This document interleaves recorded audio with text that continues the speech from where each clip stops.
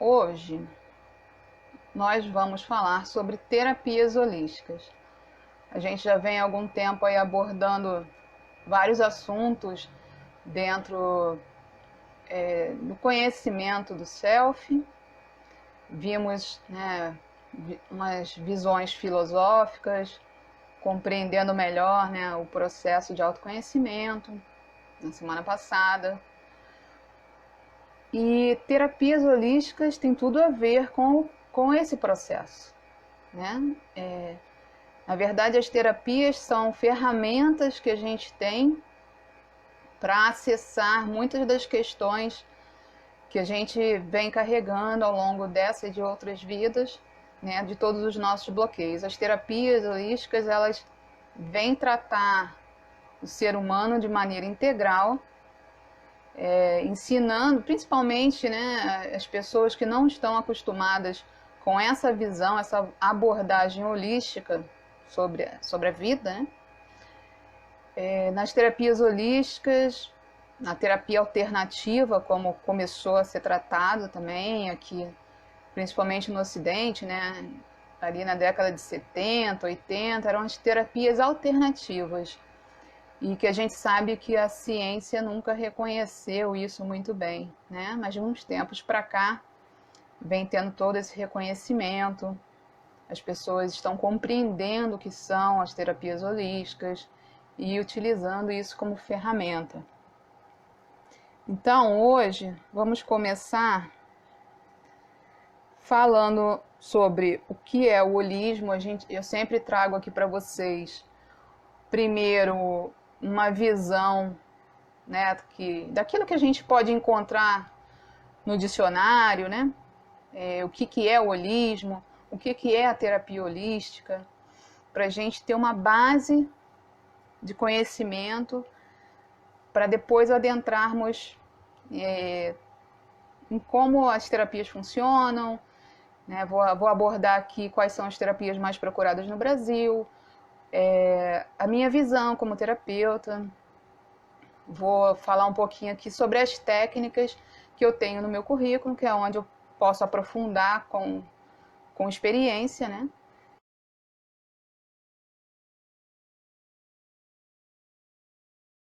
O que é o holismo, né? A gente fala de terapias holísticas, fala-se tanto disso hoje. O que é o holismo, né? O que se define como holismo? Então, se você procurar no dicionário, está escrito lá que é a abordagem no campo das ciências humanas e naturais que prioriza o entendimento integral dos fenômenos, em oposição ao procedimento analítico, em que seus componentes são tomados isoladamente.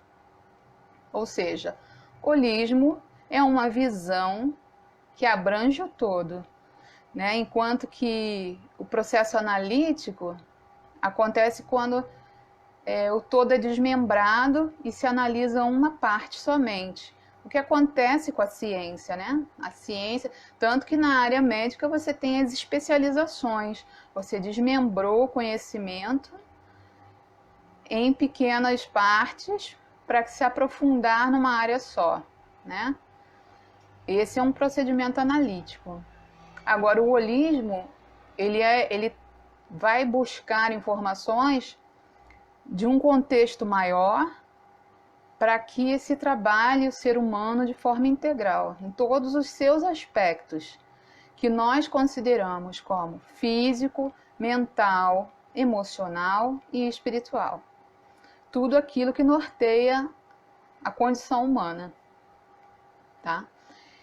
Bom, então, o termo em si, holismo, né, ele surgiu etimologicamente com Jan Smuts.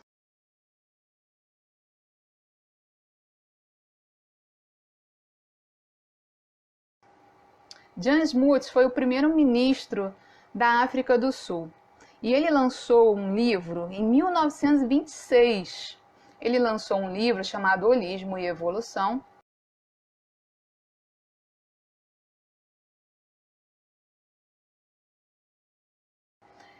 Vendo o mundo como algo integrado, Então, a primeira vez que esse conhecimento foi colocado assim, a palavra, o termo holismo foi colocado etimologicamente, foi com Jan Smuts. Mas a gente sabe que o conhecimento, o entendimento do holismo, né, como o ser humano fazendo parte de um contexto maior, né, como um organismo maior, esse conceito ele surge com as primeiras civilizações. Principalmente por quê? Porque as primeiras civilizações, os primeiros grupos, eles estavam tão conectados à natureza que eles não se entendiam fora dela. Então a vida em si, ela era holística, né? Ninguém naquela época se pensava num contexto fora da natureza, né? Então se compreendia que fazíamos parte de um todo. Então, o que acontece? Ao longo da existência, da história das civilizações, alguns homens, né, alguns filósofos, foram tratando sobre o holismo, foram falando sobre isso, de que, né, somos parte de um contexto maior. Dentre eles, na metafísica de Aristóteles, existe esse estudo, né, sobre o holismo, da integridade do ser humano como um todo, assim como o socialista francês Auguste Comte. Quem estuda Comte em sociologia vai compreender bastante esse processo do holismo, porque ele aborda bastante sobre isso, tá? Na veia de filosofia. Bom, compreendendo o holismo, então vamos ver aqui o que são as terapias holísticas.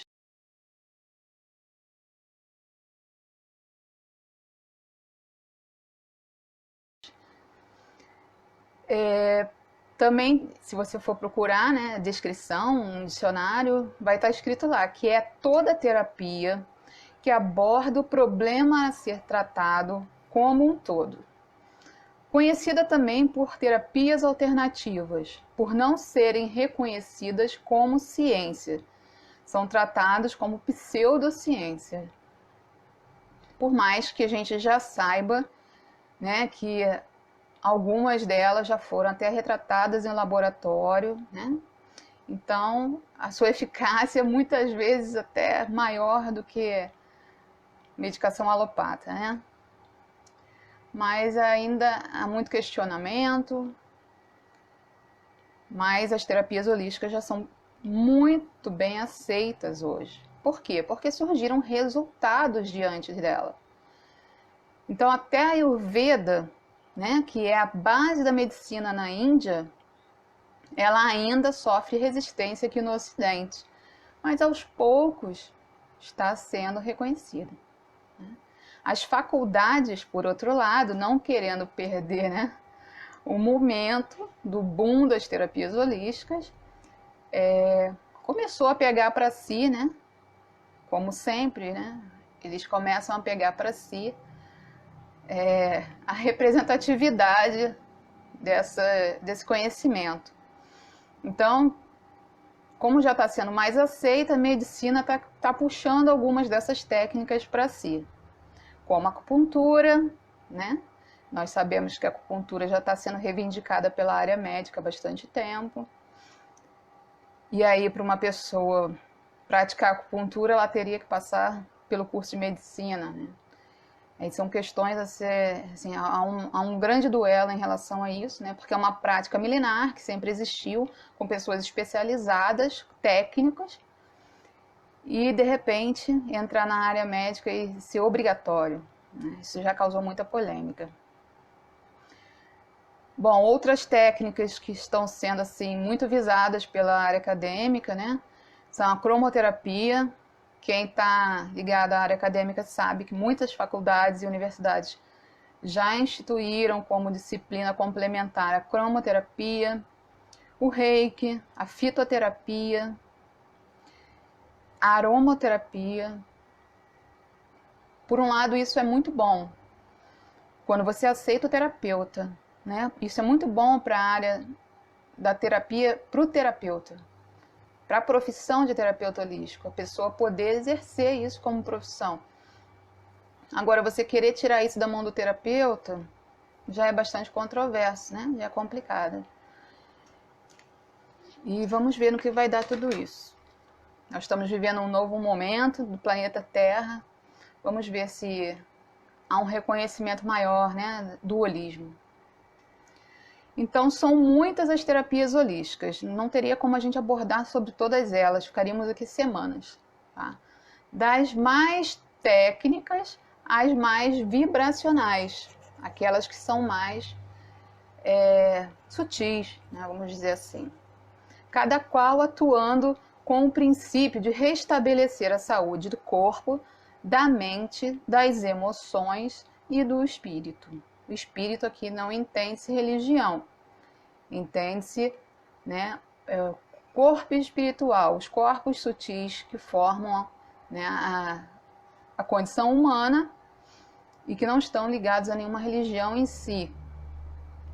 Aquela partícula, aqueles aspectos e energias nossas que nos conectam à divindade.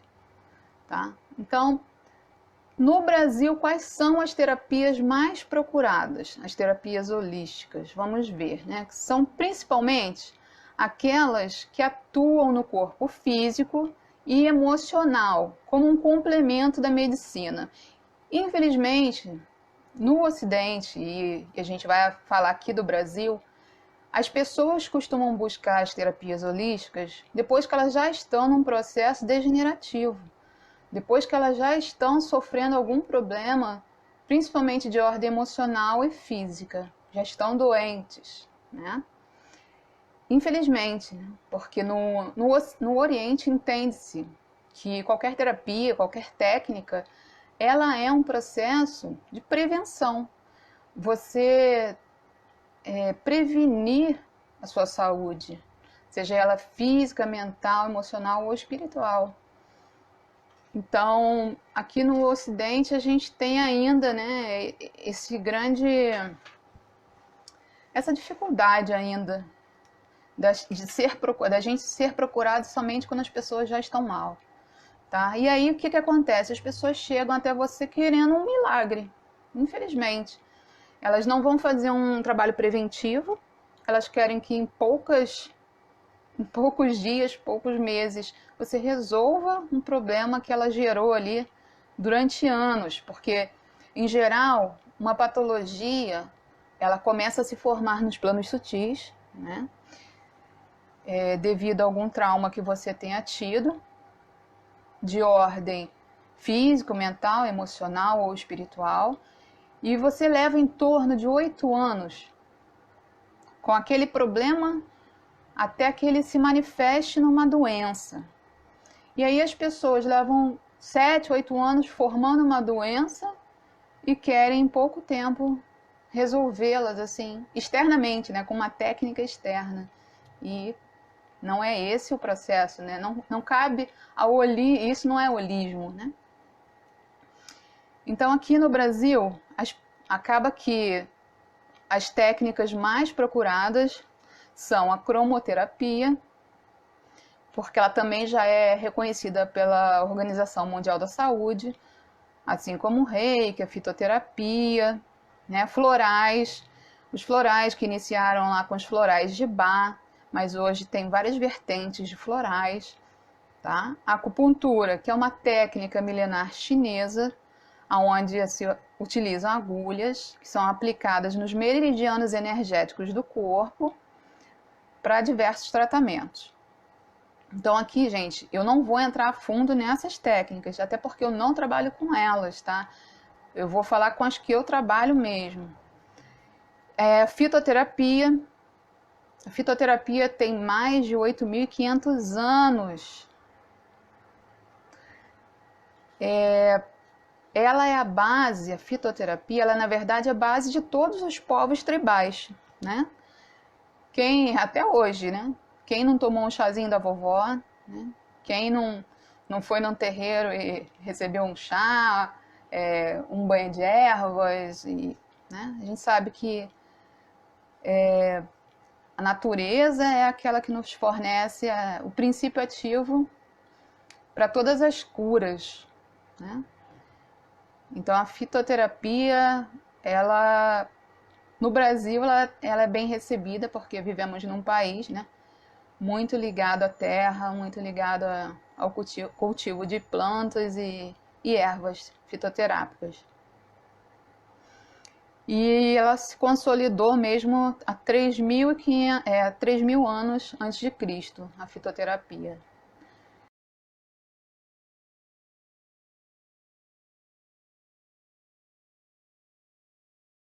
Bom, aí as minhas impressões, né? Eu sou terapeuta holística desde 2000, né? Então eu tive a oportunidade, sim, de lidar com muitas situações que me fizeram... Porque assim, quando a gente se forma como terapeuta holística, a gente normalmente está buscando ali algo para si mesmo. E quando você decide, né, realizar algo pelo próximo, você está muito empolgado em realmente querer ajudar e modificar a vida das pessoas. Mas não querendo jogar areia, né?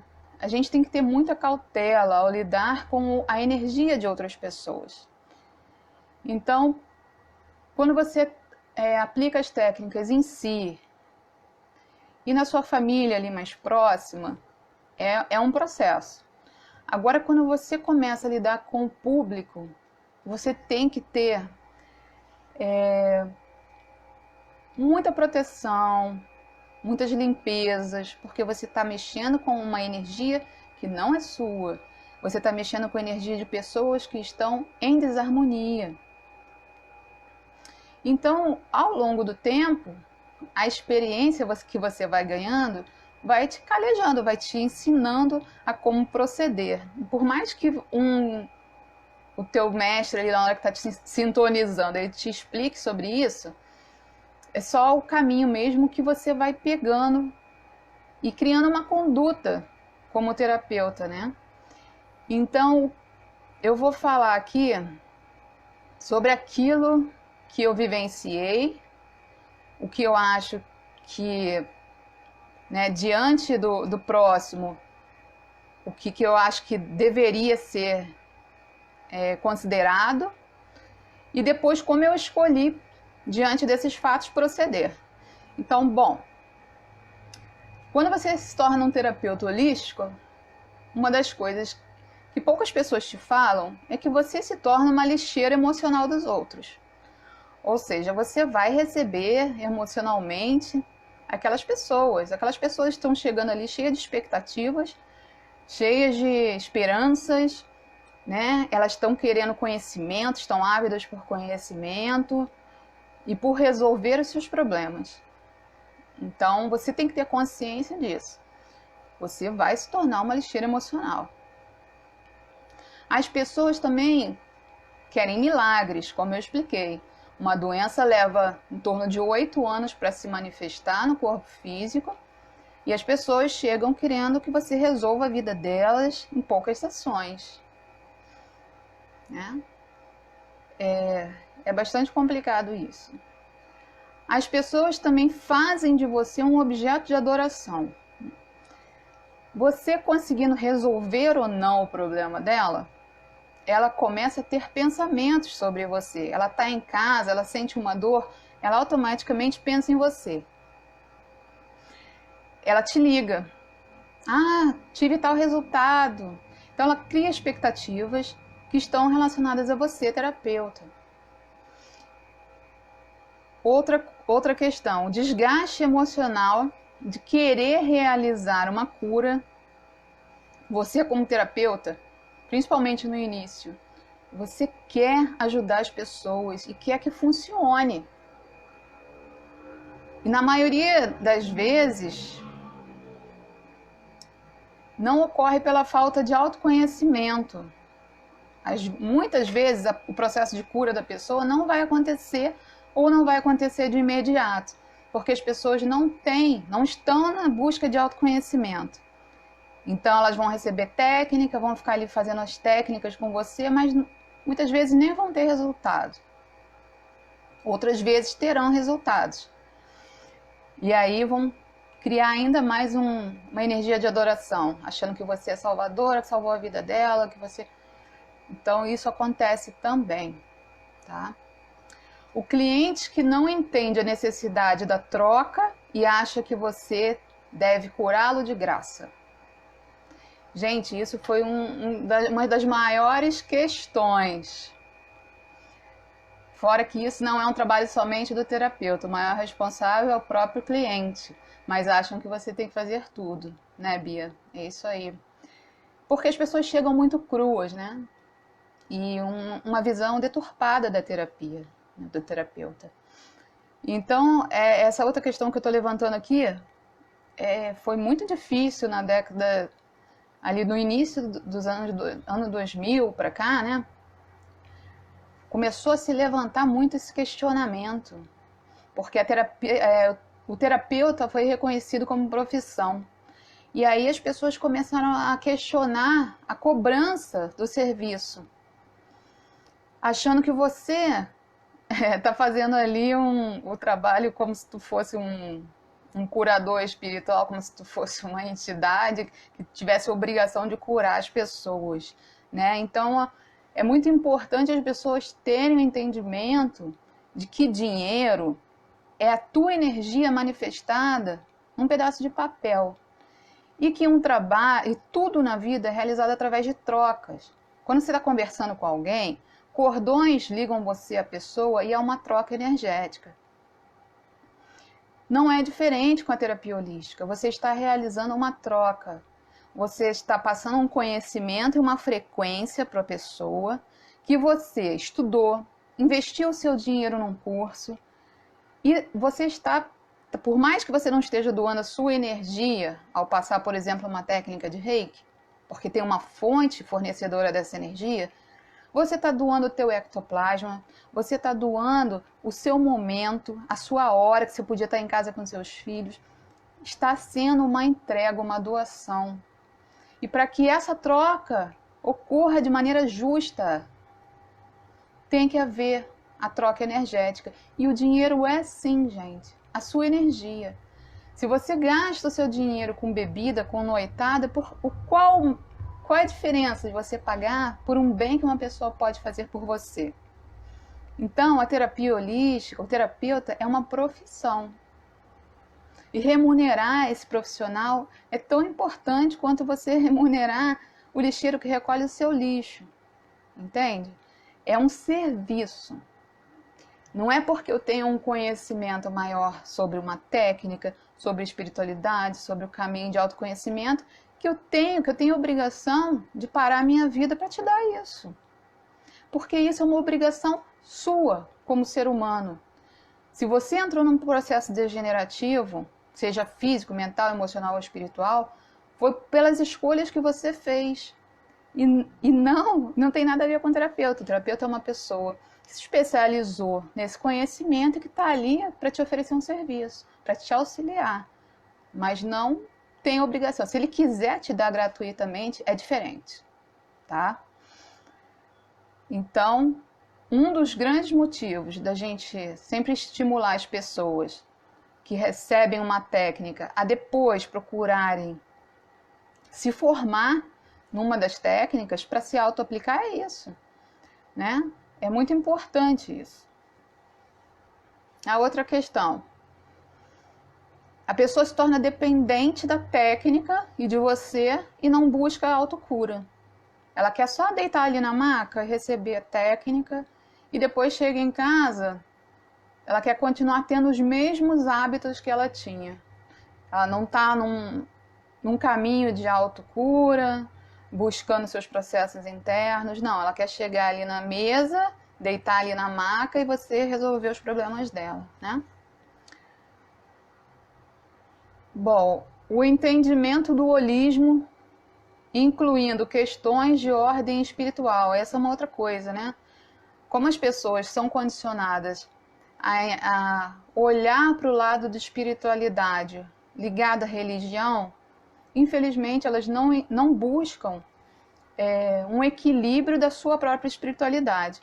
Então muitas vezes as pessoas chegam, te procuram, achando que estão com uma dor física, quando na verdade elas têm um grande problema espiritual e não compreendem, entende?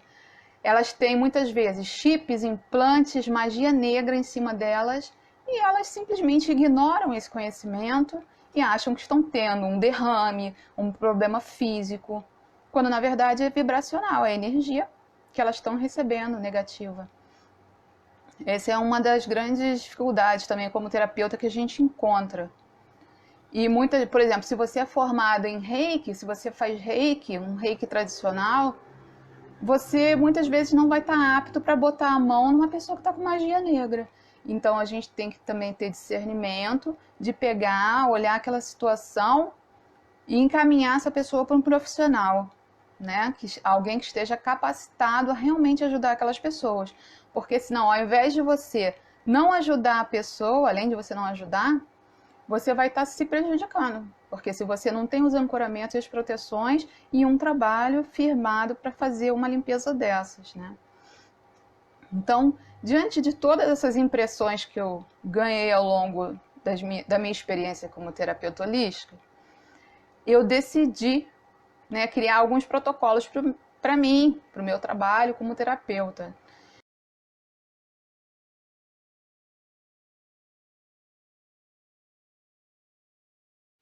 Então, o que eu decidi?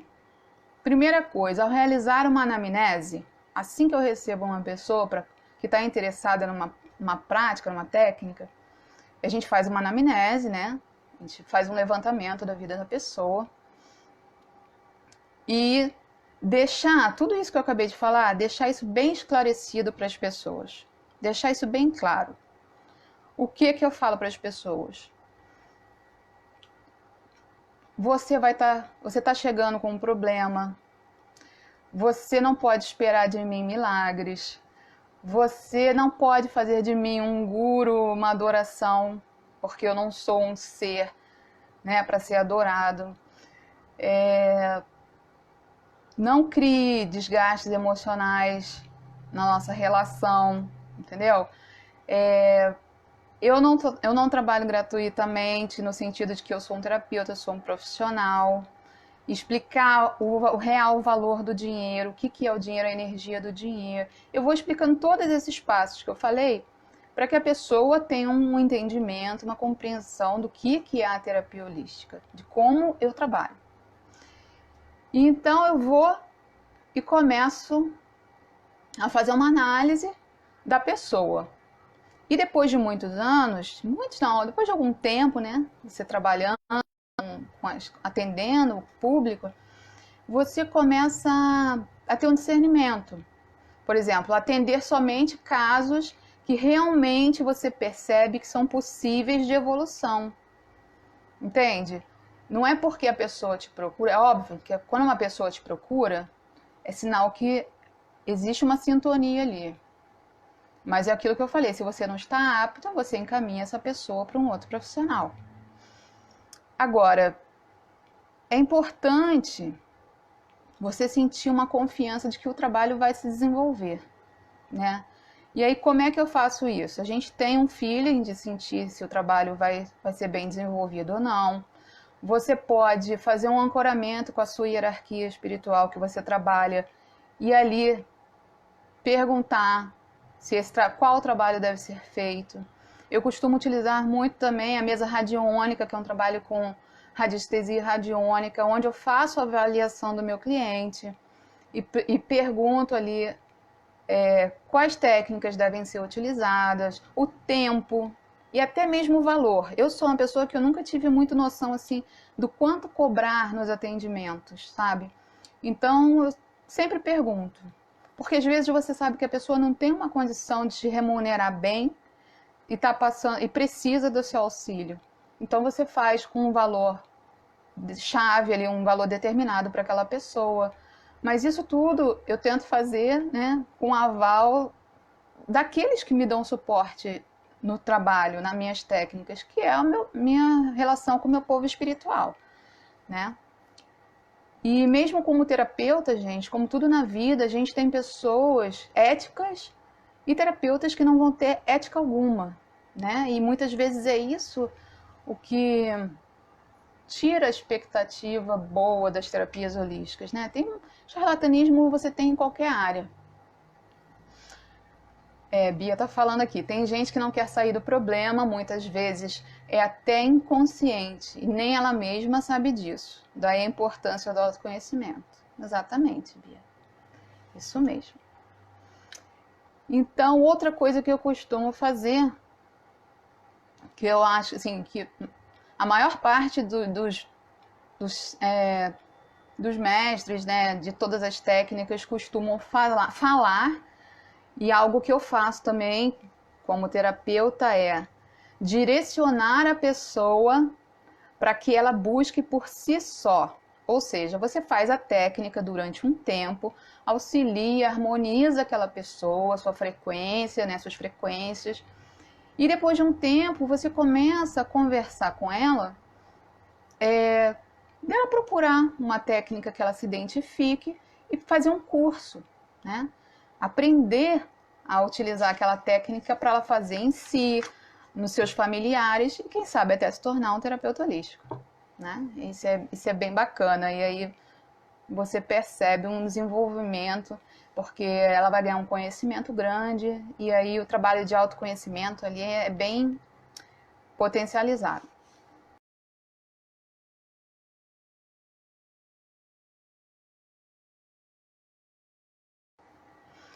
Então, agora eu vou falar sobre como eu trabalho, né? As terapias que eu tenho formação em algumas terapias que eu não sei mais trabalhar separado.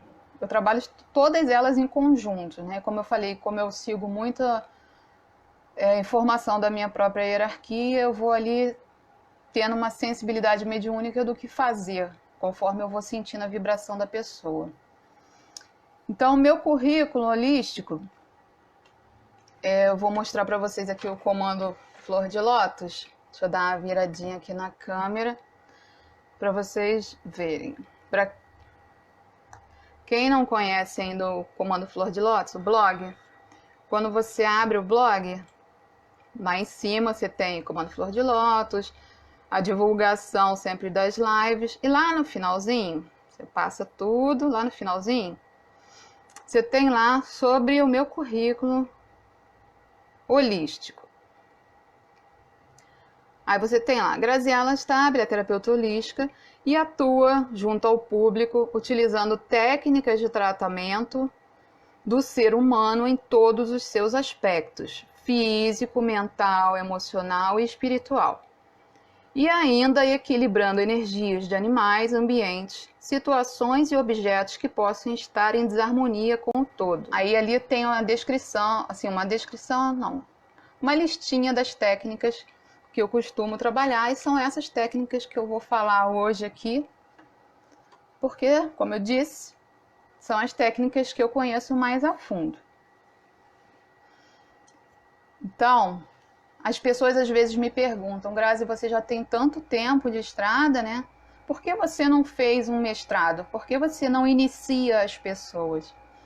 Então, gente, quando eu comecei com o intuito de me autocurar, né? De me autoconhecer. E depois me interessei em trabalhar com o público para auxiliar as pessoas, né? Harmonizar as pessoas. Mas eu entendo que quando você é sintonizado no mestrado, você recebe uma responsabilidade com a qual eu, sinceramente, não me sentia à vontade de ter essa responsabilidade. Eu queria levar as coisas de uma forma mais leve, não me sentir na obrigação, sabe? Eu sou uma pessoa que eu me cobro muito, e eu teria me cobrado muito em ser mestre. Mas, de uns tempos para cá, no comando Flor de Lótus, eu tenho recebido algumas designações na qual eu estou me sentindo mais apta assim, a cumprir. Então, daqui para frente, eu acredito que algumas coisas possam mudar e quem sabe eu faça algum trabalho ensinando alguma técnica, né? Mas isso aos poucos.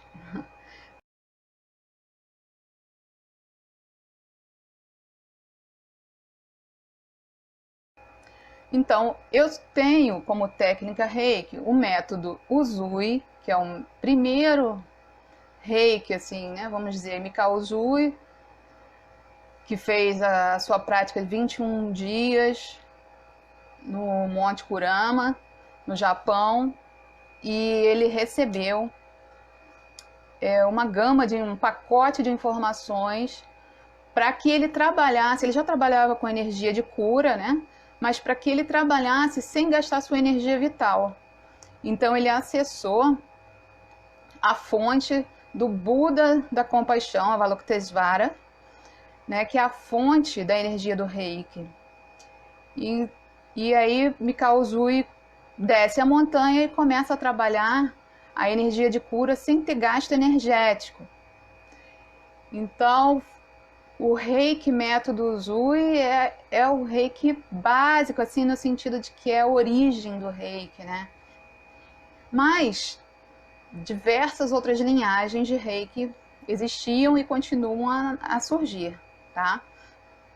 Outros que eu fui iniciado também pelo Renilson foi o método tibetano, o Reiki Osho, método Osho, o Kauna, o Karuna, o Rainbow Reiki. Esses são métodos de Reiki que depois vamos aprofundar com o Renilson, se tudo der certo. Uns acabam se tornando assim, uns são de um grupo, por exemplo, o Kauna, né? Vem de um grupo mais ali da Indonésia. Então cada um vai ter a sua relação, as técnicas são diferentes, né? Mas todos são frequência de Reiki, né? Energia universal. Com a Thalita Chante, quem quiser, eu vou falar bastante da Thalita aqui, porque eu tenho alguns cursos com ela.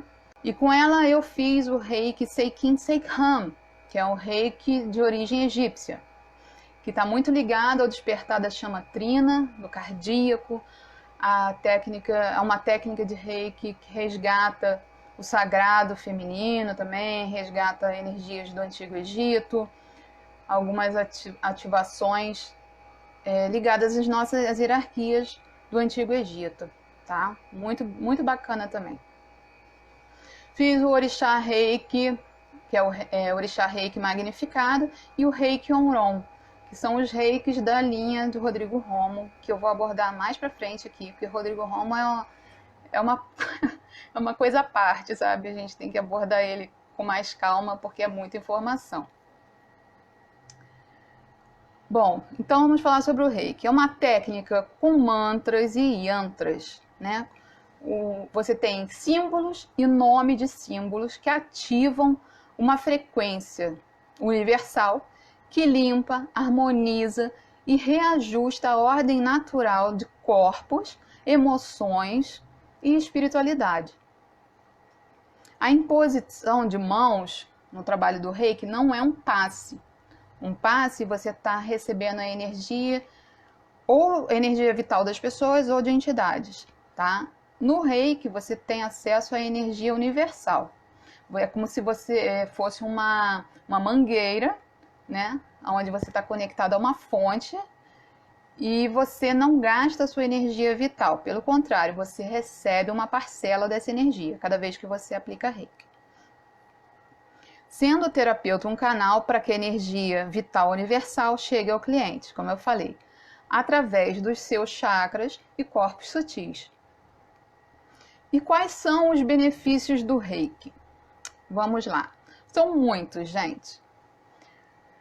Alinhamento de chakras. Os chakras, né, são os vórtices de energia que captam a energia para o nosso corpo e equilibram a energia de todo o nosso corpo, de todos os nossos órgãos. Como eu falei, fisicamente, mentalmente, as emoções e a espiritualidade.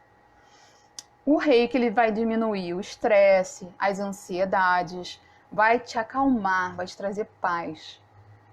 Auxilia em tratamentos de depressão.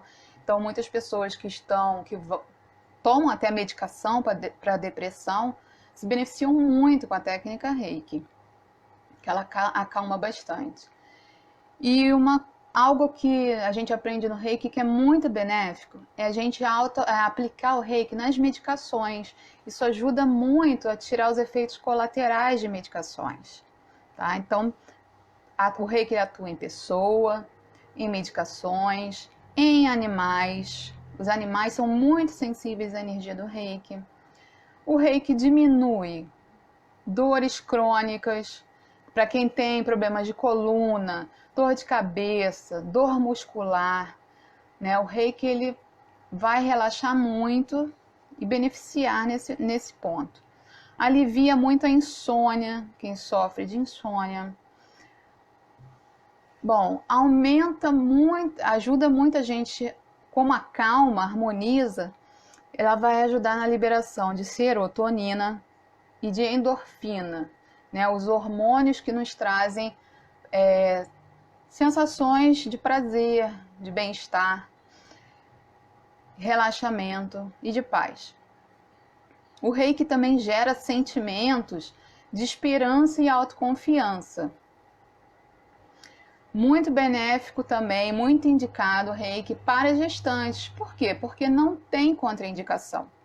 A única contraindicação, não é contraindicação, né, que a gente fala que o Reiki, pelo menos tinha até um tempo atrás, era que o Reiki não devia ser enviado a pessoas que estivessem sedadas para uma cirurgia, por exemplo, porque ela poderia tirar a sedação da pessoa, tirar a pessoa daquele estado, né, atrapalhar um pouco a sedação. Então a gente só não envia Reiki para uma pessoa que está numa mesa cirúrgica, tá? Mas não tem contraindicação nenhuma. Bebês têm uma ótima receptividade para o Reiki também, tá? Bebês e animais são muito sensíveis às energias e sentem esse benefício do Reiki. Bom, o que diferencia os Reikis, essas técnicas, né, que eu estava falando aqui? São as frequências, a origem dessas energias, né, que, como eu falei, não da energia em si, né, a fonte da energia Reiki ela é uma só, é uma energia universal, mas elas passam por culturas diferentes, entendimentos, formas de explicar as técnicas, e nisso aí que ela vai ser diferenciada, tá? Alguns têm um benefício mais espiritual, outros mais emocional, e aí conforme cada um que moldou, né, o seu Reiki. Assim como o Renilson, ele tem o Holus Reiki, que foram as técnicas que ele desenvolveu em cima de todos os Reikis que ele já tem. Então, ele tem um protocolo dele, tá?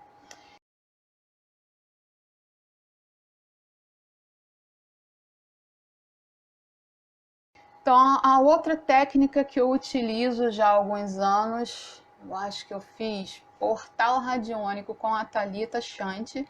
Se não me engano, foi 2003, 2004. Foi um outro momento muito importante para mim como terapeuta e como um conhecimento de autodescoberta, né? Você aprender a manipular as energias ao seu favor, mas num sentido ético. A questão do portal radiônico, assim como tudo na vida, tem um lado... as coisas são neutras, né?